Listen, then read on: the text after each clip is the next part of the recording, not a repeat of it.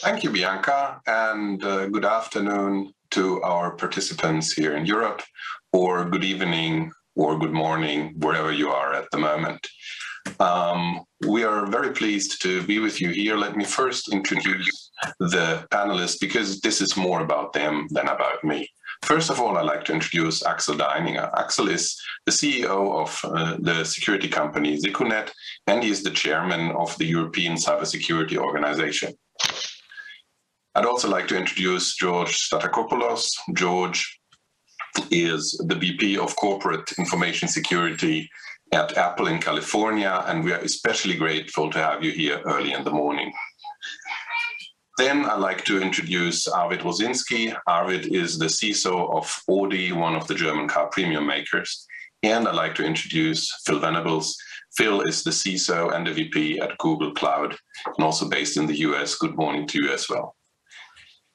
We have started today by hearing several perspectives from policymakers and from leaders of security agencies. We'd now like to move on to the perspective of companies, where the cyber threats are also felt, and they lead to slightly different perspectives and slightly different issues. Just to give you a perspective, the last statistics I read were that in 2021, more than 500,000 companies have been successfully attacked by cyber criminals globally. So this is a huge issue for companies worldwide. And this is not only an issue for your own company, it also becomes an issue when you as a company have done your homework, when you are already pretty secure, but then your supply chain is being attacked. The companies you're being working with, the partners you have, and a cyber criminal might focus on a weaker link than you yourself, which might lead to the physical shutdown of your supply chain, which is detrimental, or in the newer scenarios, it might also lead to an attack on, for example, software providers, which might lead to a situation where your company is breached due to the fact that one of your suppliers has been breached. So going around the companies, what's your perspective on this topic? What is the situation of your supply chain? Axel, let's maybe start with you. No, thank you, Alpha. I think I'm on. Thank you. I think, first of all, I think the last couple of months showed that supply chain is a quite important topic on a global scale. I think our advantages and our view on IT security always have been quite supply chain focused, as we always try to leverage the latest technologies, not do everything on our own. Which means that we always had to collaborate both on the hardware side and also on the software side, which means for us, supply chain was always a very key topic, both on our supplier side, on the hardware. So we worked very closely together, for example, with Intel on their latest roadmaps. We work together with software suppliers, and we integrate that. And at the end, of course, you need a certain trust level. We try to have certain certifications also on the supply chain, not only on the product itself, and make the utmost possible to have a trustworthy product itself. But of course, supply chain is a very key topic. We always assess our suppliers on the security side. And I know trustworthy is a nice word to say, but I think it's still, you need some hard facts as well. And you have to look very carefully also on their architecture, and very often we manage to work on potential security targets, because we know also the security issues on our supply chain side as well, and that helps a lot. So the better understanding you have on a supply chain side, the better you can react on your product offering to make sure that your product offering as such at the end is on a secure way. Standardization is a very important topic for us. We always try to work on standards because that helps, of course, also on interoperability. And at the end, for us, of course, IT security comes by design. So we have a holistic view, I would say, on the total portfolio we at the end have on our base. And that will also continue, of course, if we enter cloud solutions, cloud infrastructure, where we have open source solutions, basically where we have a full control of our added value on the supply chain side and also carefully analyze what's underneath. So IT security on the supply chain side is as important as we see on the global supply chains we have seen with the shortages as well over the last quarters to Corona. George, coming to Apple, what's your perspective? What's going on?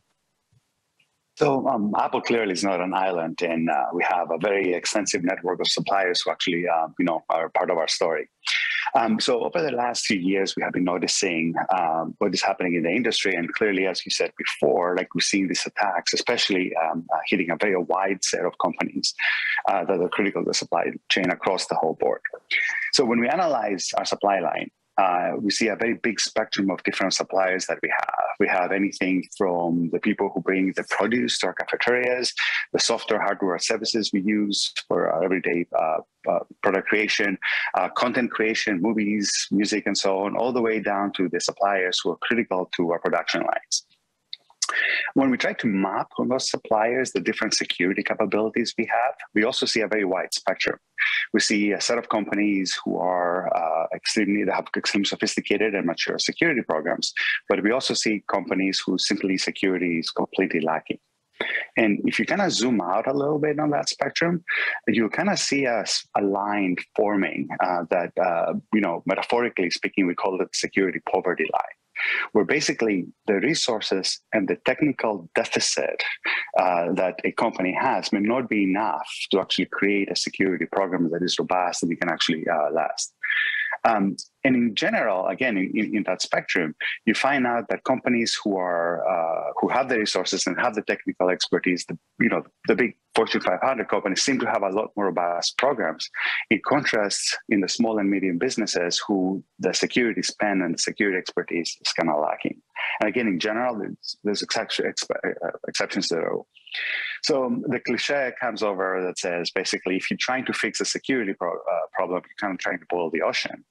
And we believe that basically one of the easy success stories we can have is if we focus on small and medium businesses, if we focus to the companies who simply are below that metaphorical security poverty line and trying to make them more secure. Thank you very much. Arvid, I'm very sure, despite the fact that a car for me still is a physical thing, cybersecurity plays a great role in Audi's supply chain as well. What's going on? Yeah, you can be sure about that, Alpha. Supply chain is very important because we are not alone in the world. We are depending on our partners, on our suppliers, and we only can manage to produce cars if we can depend on that network that we need to do this. However, during the last year, we saw, especially in our supply chain, that ransomware was a major threat that was endangering supplies. That's not only true for Audi, for the whole manufacturing industry, and more than that. And I think it's getting worse before better. So one of the things that needs to be understood in my eyes is that security is a holistic thing. So we cannot be secure as an Audi, as a company. We can only be secure as a society. So we need to work together and need an open, sharing of things. So what we saw, and that was very positive, that CEOs of the smaller and medium companies that we're working together with have security very clearly on their agenda. So it is not a topic about being not aware about it. But still, what we also saw was the way that they treated incidents. Yeah, some of the companies are very open and are very ready to share, and that was very good experience during the last year, and helped understanding the kind of attacks that were ongoing, and we could help each other out with advice and with procedures and whatever. And on the other hand, there are still companies that are very reluctant and being open. I don't know why. As I said, it's a society thing. Security cannot be managed alone. So you need to work together on this. And as I said, very positive that they have it on the agenda, but they need to have it more on the agenda still. Because we were talking in the other panel, there was talk about TISEX. TISEX is a certification process that we have in the automotive industry. Really helps to get into our supply chain. that can prevent attacks. But what we also saw is that TISAX may not be enough, because if you only have a paper, yeah, and the structure behind the paper is not ready to get a grip on the attacks that are going on, it's for certain that's not enough. So working together on a higher level in sharing information, in sharing indicators of compromise, for instance, in ongoing attacks, that's going to help all of us. So again, the sharing culture is what makes the difference in my eyes. Thank you very much. Going over to Phil. What does Google think about all of this?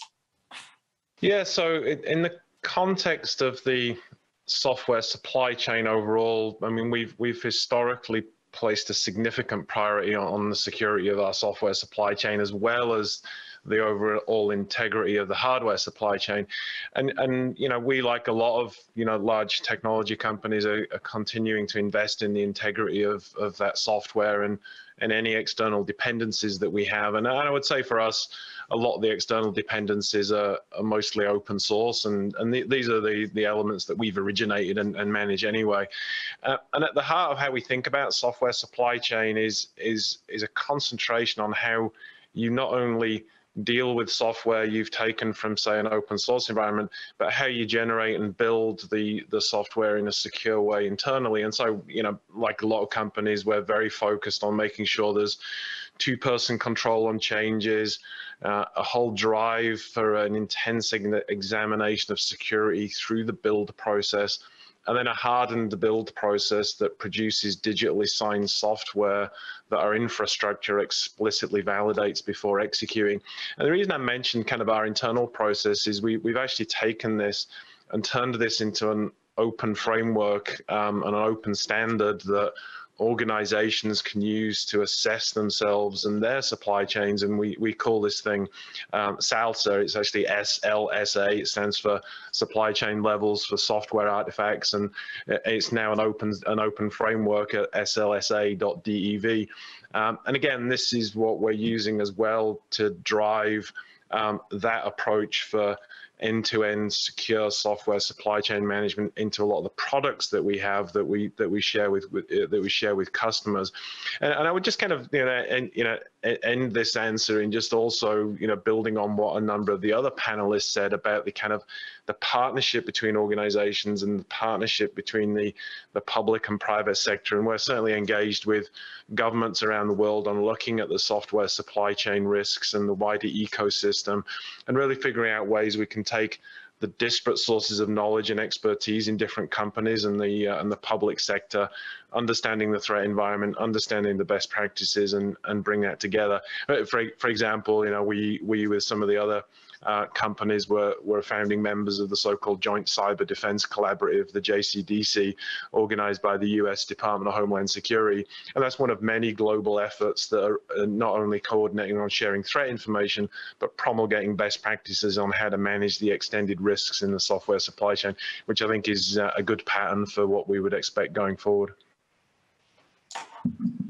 Thank you very much, Phil. And I'd like to stay with you for a moment around this topic of open source software. I think many participants have been affected by the Log4j incident earlier this year, which was not so much about someone who tries to corrupt software with bad intentions, but where an open source component that was used millions of times across the planet just due to the fact that it was being maintained or is being maintained by a small group of volunteers had some issues that then led to the Log4j situation, where a lot of commercial packages became vulnerable.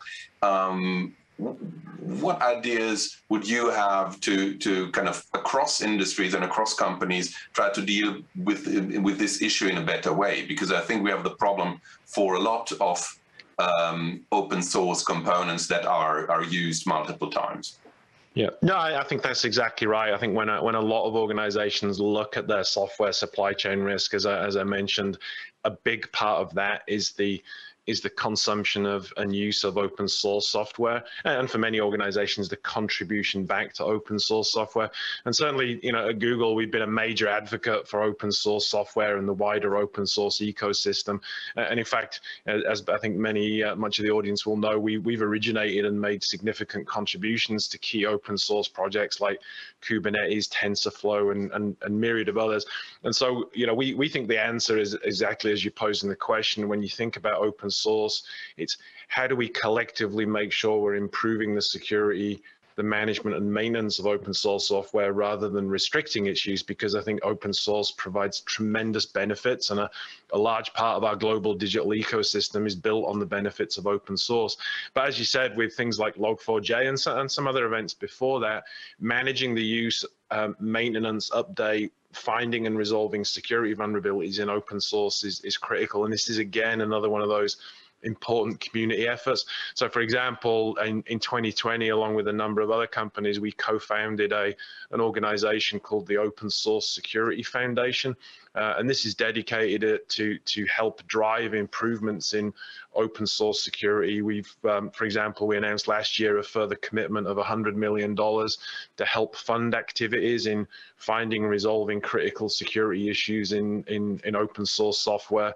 And there's a whole array of things that we're doing through that, through the Scorecards project to look at risks in open source, dependency analysis tools, and the recently announced Alpha and Omega project, which is really working towards finding and resolving issues in the most used projects, and then providing tools in the long tail of some of the lesser used open source packages that organizations use.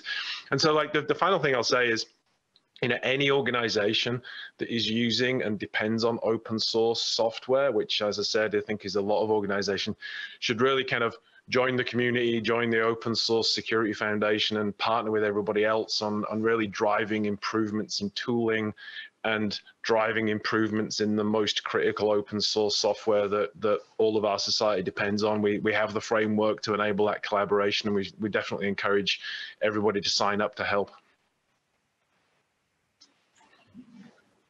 Thank you very much, and indeed, that's an important approach to help across companies. George, I understand you have some ideas around that as well. What can be proposed, especially to smaller companies, to get better at cybersecurity in the supply chain?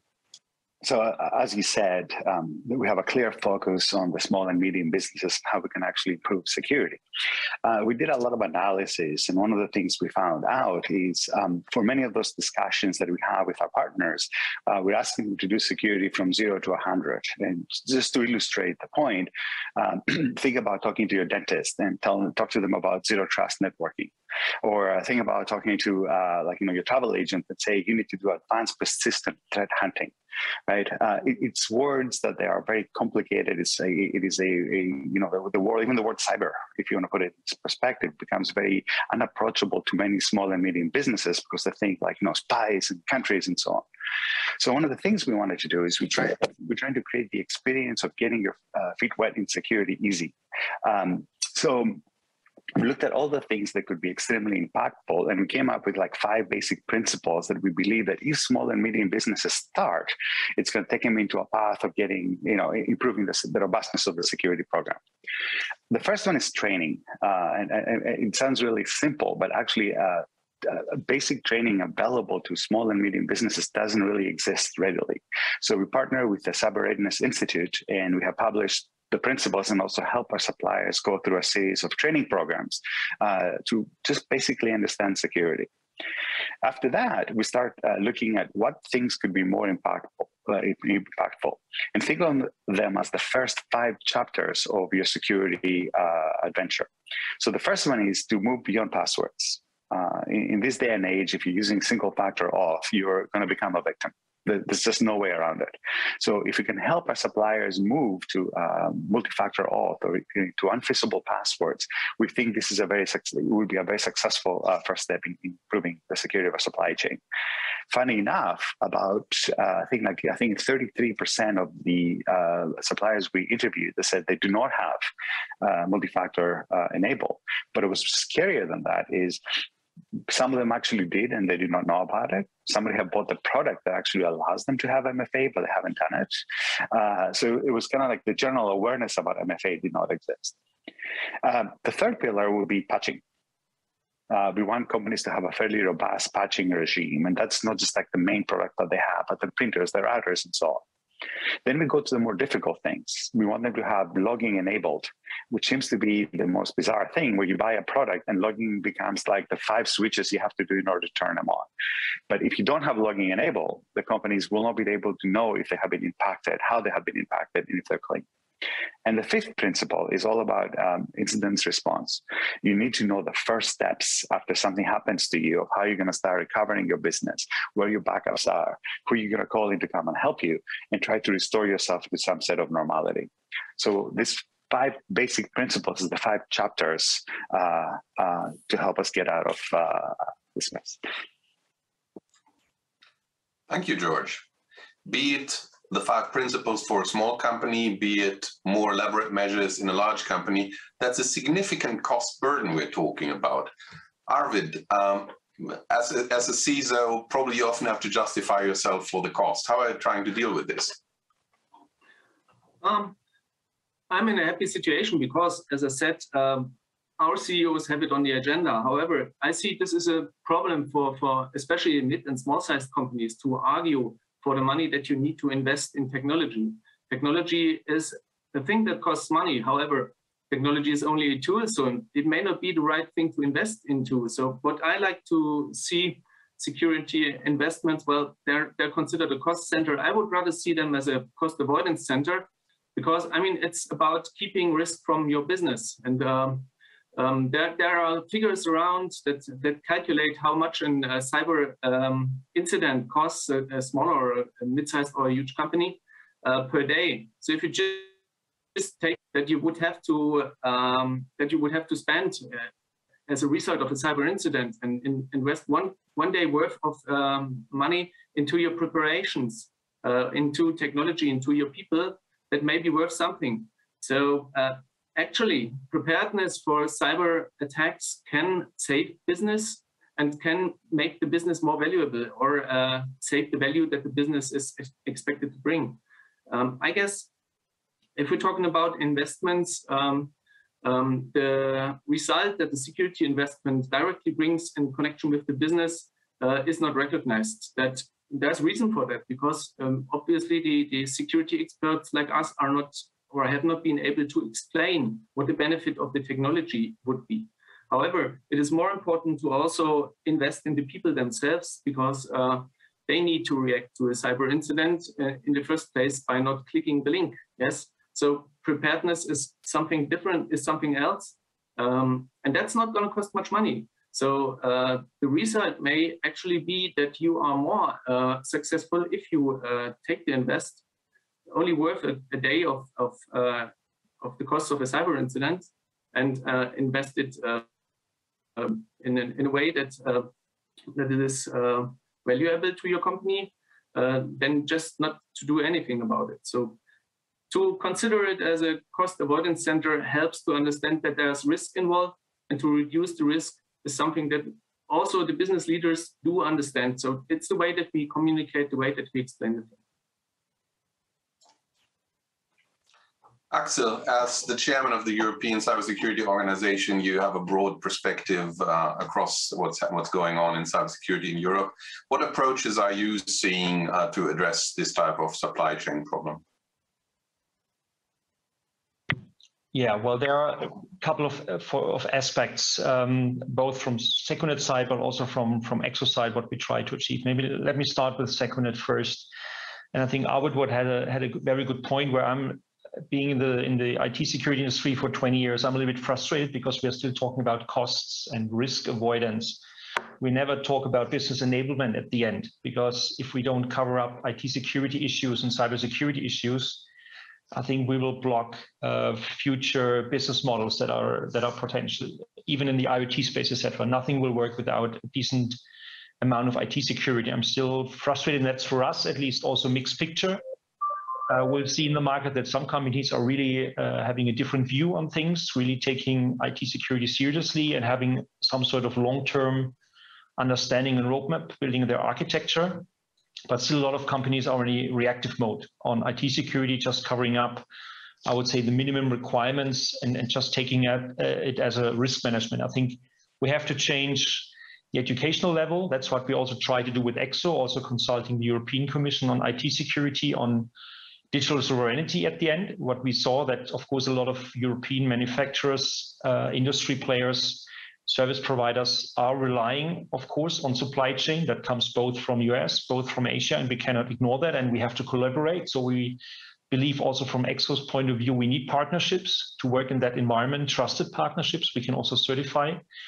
And I think that's a little bit the challenge on the open source situation as well. We are working on open source. We believe open source is a very good tool to solve those issues.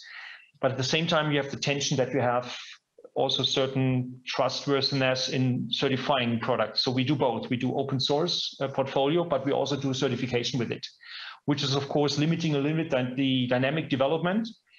But at the end, we can provide a global platform solution. Appliances, future, it will be also cloud offerings that will have a certification that will be also trustworthy to the market.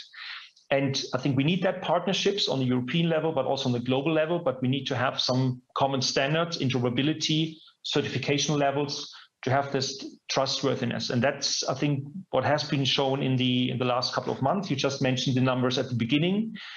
Supply chain risks have been quadrupled, I think, from 20 to 21, of course, because supply chains have been obviously much more vulnerable probably than they have been before. And that goes for the physical part, but also for the IT security parts and the IT solution part.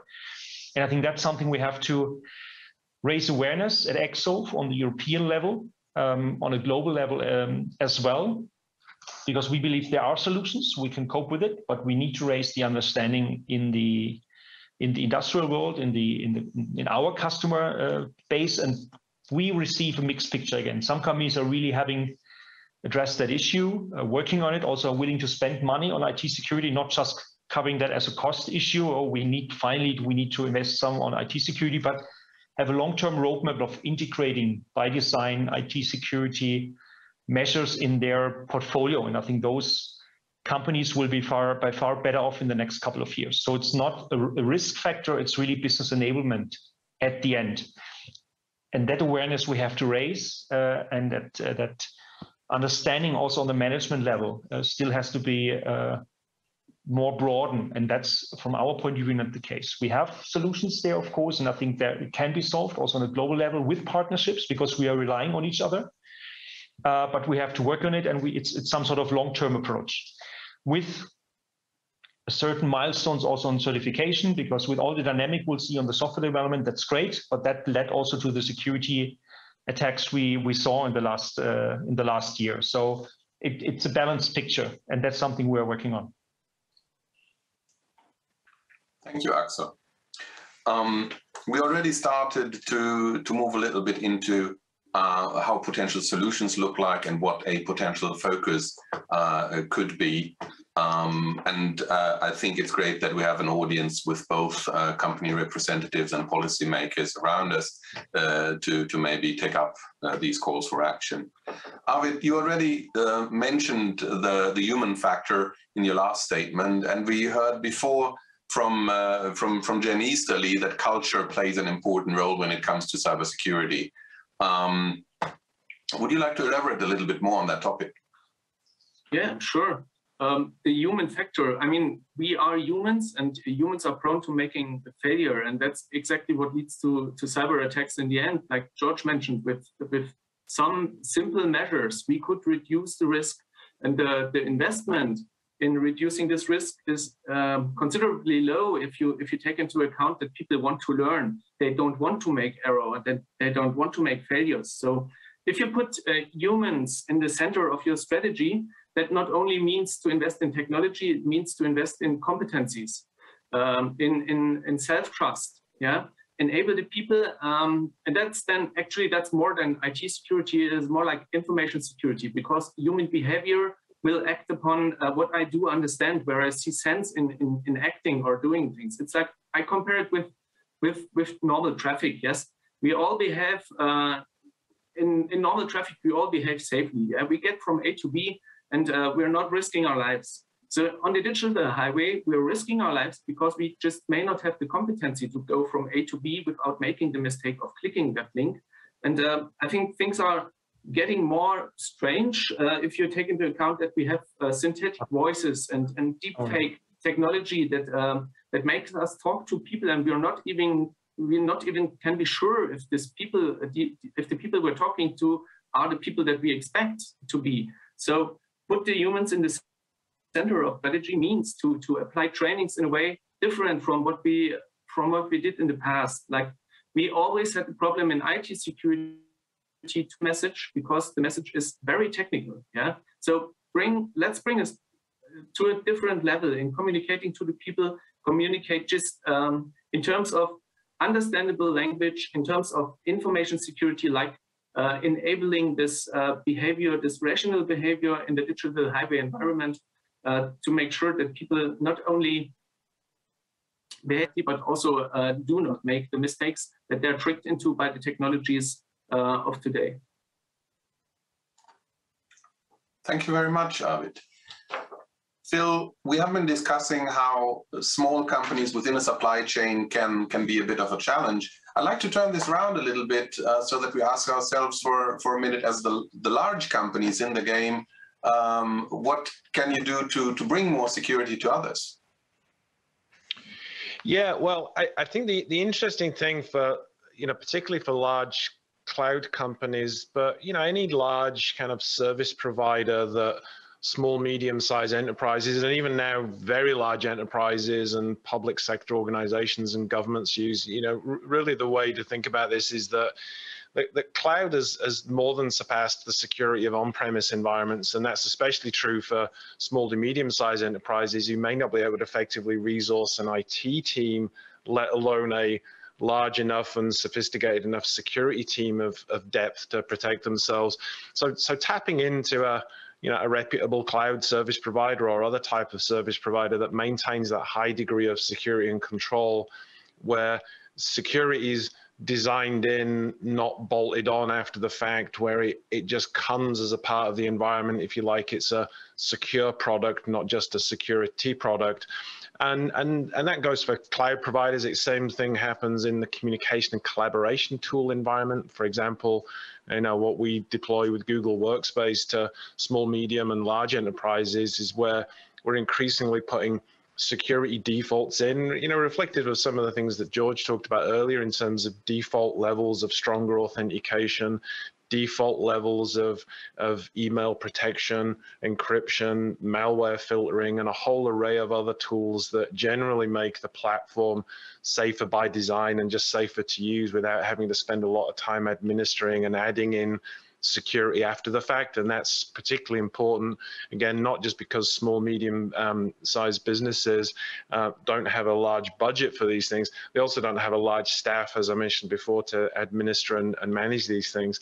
And finally, the thing I would say as well, it's worth remembering that cloud in particular, but other large service providers, increasingly we're acting like a digital immune system, where for a small, medium-sized company, taking every update we provide, and the same goes for large companies, we're pushing out hundreds of different security updates every month that are reflective of our lessons learned on the need for control improvements, feature requests from large companies with large security teams, product features that come as a result of our threat and vulnerability research. So again, if you're a small, medium-sized enterprise, sitting back and taking every update we provide is just going to propel your security forward without a lot of effort and a lot of cost. And I think that's one of the great dynamics now that we're seeing in the industry with cloud providers being able to offer that capability, especially to small businesses. Thank you very much. I can still remember being the CISO of a large organization, and I was swamped every day, people bringing great security solutions to my table, but you just can't look at 10 of them every day of the week. Axel, given your industry perspective, if you had to name 2 or 3 ideas or solutions to the supply chain cybersecurity issues, what should people be focusing on from your perspective?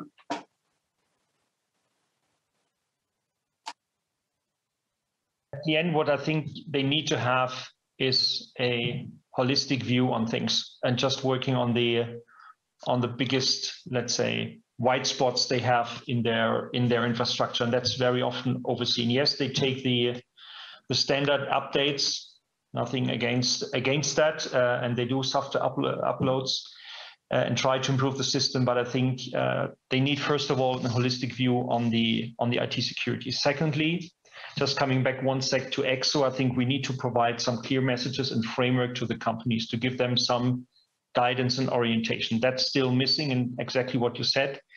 They sometimes are lost, which I fully can understand. They don't have large IT departments. They just buy the stuff they can get from the market and trust that software downloads and updates will work well. So they need to have some guidance and reference points, and that's something what we need to provide also on the ECSO side, on the total European market from that point of view. Coming back to the solutions to the market, of course, there are, of course, a lot of aspects. We believe software only will not make it, but in the cloud it's a different point, of course, but still a lot of stuff is running on a physical side. You need to have a good understanding of the hardware, and we just see that the vulnerability of just pure software stacks on top of the hardware, you don't have an understanding. So I think they need to have some sort of platform view on that one. At the end, it comes to the human factor. I think a couple of times it has been said, you have to make sure that you have a good EID system, and that not everyone has access to your framework, and not getting some sort of administration role without having the competence and the rights for that. Because very often we'll see, and also most of the malware software works like, okay, we'll take over some sort of administration view, and then we destroy the system or take out the data. So there are a couple of things on the EID management, holistic view, not software, hardware, full understanding. So there are like 3-4 topics I think the company should focus on to have some sort of decent security and just keep up with the market dynamics. Thank you very much. George, maybe you can help me with something. There's something that I heard a couple of times today. So there was Jen Easterly saying, we need this MFA thing. You said we need this MFA thing. Now I'm asking on behalf of those people who maybe are not totally sure what that is and why they need it. Could you elaborate a little bit? And by the way, we cannot be more in agreement with Director Easterly on this moving beyond passwords and enabling MFA or moving to unhackable passwords. Here's the thing. Imagine having something available to you that can take away, by all accounts, by any report you ever read, 90% of the attacks against you, which are based on credentials theft and credential reuse, and not using it. And to me, this is exactly the problem you're seeing with this, moving beyond passwords. If you simply enable a second factor, if you simply move to hackable passwords, and there are many solutions out there, you're already in a better space. Yet report after report after report comes up that shows that many of the small and medium businesses, even bigger enterprises, have not moved to a multi-factor auth or to a hackable password scenario. And to me, this is an area where if we can take a goal that is undisputable, right, an easy solution to some of the problems, and we don't succeed it as a community, as a global community, then it's kind of hard then to talk about all other security measures. So to me, just literally all we have to do is take a page out of the climate change programs and say, you know what, let's just set up some really big, ambitious goals and start doing things like eliminate single factor, reduce the flow of patching and so on, and we can move as a community together, trying to improve the security. The other thing is this is something that is not cheap. Enabling MFA is not a cheap solution. It is a technically challenging thing. So the challenge to the companies is make it easy, make it cheaper, make it effective, and then we can all move together. Thank you very much. We have a little bit of time left, so I'd ask each of you to maybe give one final statement to the audience. What should people bear in mind about this session? What is it that they should be doing tomorrow morning or latest Monday morning? What's your perspective? Maybe let's start with Phil again this time. Yeah, so look, I would echo a lot of the sentiment that's come up during this panel, which is it's important to make sure that the secure path the easiest path. This is in many respects an economics and an incentives problem, that if we provide the right behavioral nudges, the right solutions, the right secure default behaviors, if we make available stronger forms of authentication that are usable, cost effective, and integrated with the services that people use, and we strive to make sure that technology and other companies are delivering secure products where security is built in by design, not bolted on after the fact, and it's just available as a default for end users, consumers, small businesses, large businesses, governments. The more we keep doing that, then I think the more we're on the right path of just making sure security is the easiest path. Thank you. Arvid, what do you think? I could not agree more with Phil.